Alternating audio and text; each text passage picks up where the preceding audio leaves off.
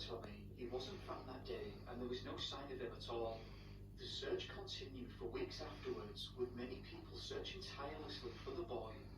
Every single day, the search parties were formed of police, soldiers, farmers, and other civilians who combed the entire area systematically. Yeah, he's got it now. Not locate a single trace of Tommy. He's eating that video with it. To suspect that Tommy must have fallen off one of the footbridges and into the stream below, or alternatively had wandered straight on down the valley instead of making the correct turn and going across the second bridge.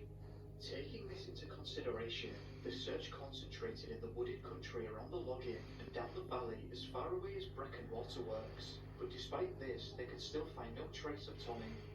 At this point, the police began to suspect that Tommy might have been kidnapped, which was also thought was the last hope that Tommy might still be found alive. Many gypsies had settled at campsites around the Breconshire area, along with neighbouring counties, and the police had ransacked many of them, but this was unsuccessful.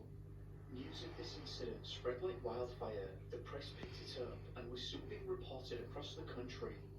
The Daily Mail took an interest in the matter and offered a £20 reward, which is the purchasing power of £2,336 in 2019, to anyone who could solve this case.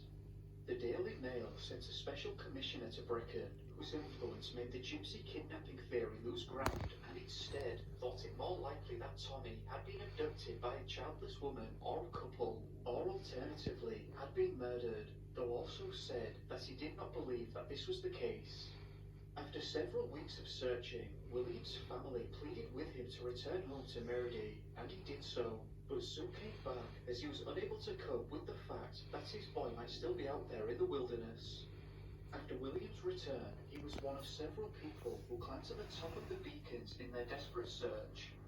At this point, Brecon's Beacons.org reported, a Mrs. Hamer, a gardener's wife at Castle Maddock, some miles north of Brecon, having read accounts of the search, is said to have dreamed of the very spot where Tommy was to be found.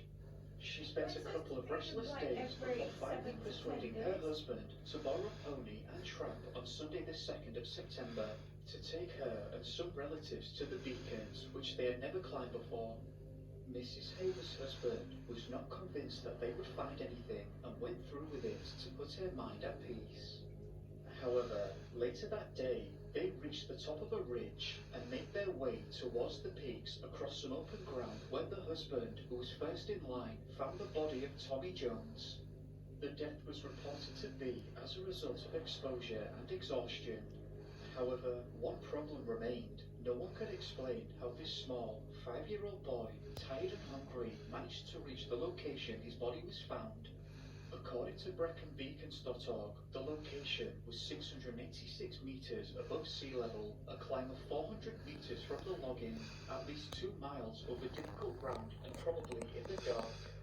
During the search, it had not been considered worthwhile to make a thorough search of high ground, as authorities thought that it was an impossibility that a 5-year-old boy could have made it up a mountain. Not only that, but children who go missing typically walk downhill.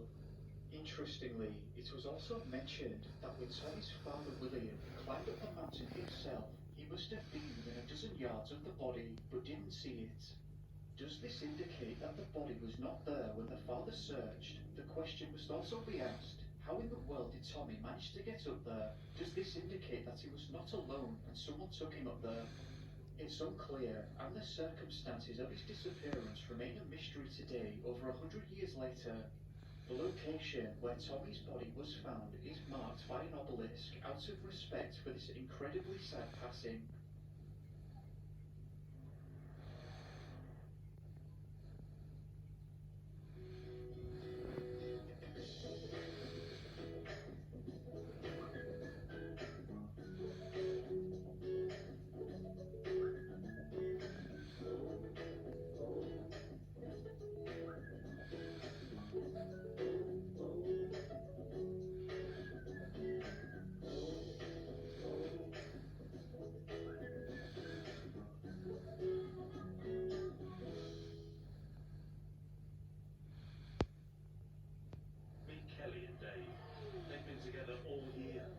Just the two of them.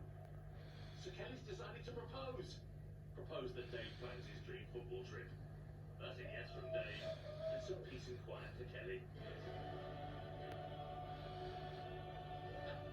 Steady on, Dave.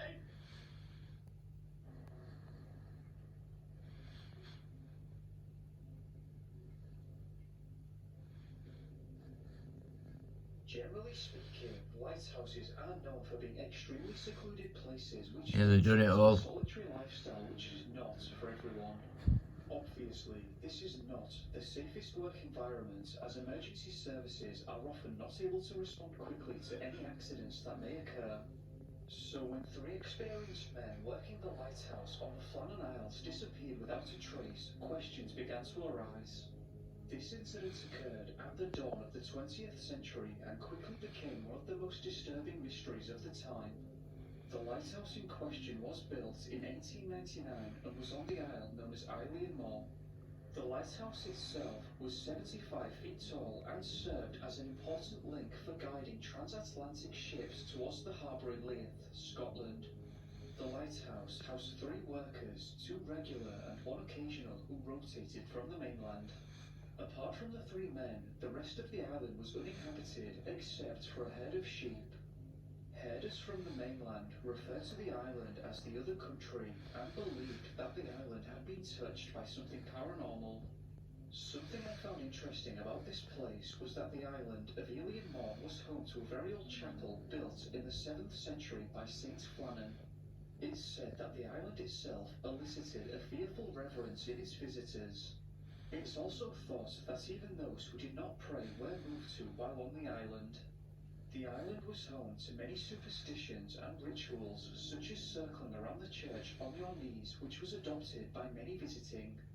On the 7th of December 1900, Donald MacArthur, Thomas Marshall and James Descartes arrived at the Flannan Isles Lighthouse to begin their 2-week rotation as keepers of the lighthouse. This lighthouse was regularly monitored from the mainland by way of telescope. This was to ensure that in case of an emergency, the men could signal for help. Unfortunately, thick mist hit the area and the lighthouse could only be seen clearly on December the 7th and December the 12th from the mainland. On the 15th of December 1900, however, something highly unusual seemed to have taken place on that remote, lonely island. All 3 men had seemingly disappeared off the face of the earth and not a single shred of evidence has ever been found as to what may have happened. The steamer Arctur, which had travelled from Philadelphia, passed by the Flannan Isle Lighthouse and noted that its light was not operational.